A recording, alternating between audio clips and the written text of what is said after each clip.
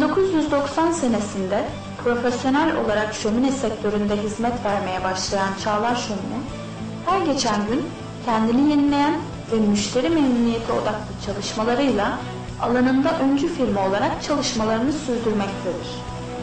Zaman ve fiyat konusunda müşteri memnuniyetini en üst seviyede tutan Çağlar Şömine, Türkiye'de ilk olan dik döküm şömine haznesi imalatını kendi bünyesinde üretime geçirerek bir ilke imza attı.